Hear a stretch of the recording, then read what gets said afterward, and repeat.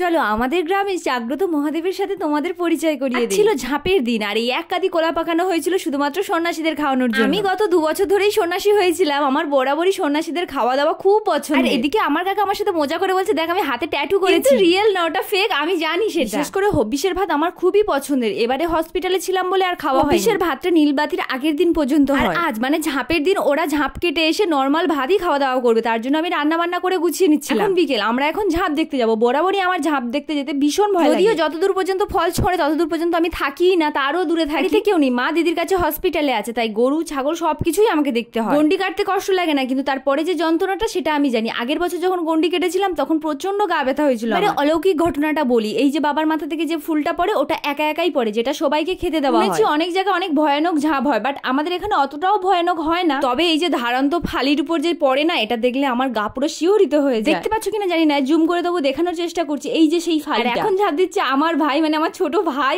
ওই যে ঝাঁপ দিল। আর যখন সন্ন্যাসী ঝাঁপ কাটে, আরেক সন্ন্যাসী এসে মন্দিরে নিয়ে গিয়ে দুধ ঢালে। শেষে মূল সন্ন্যাসী ঝাঁপ কাটে, ওই যে দেখতে পাচ্ছ।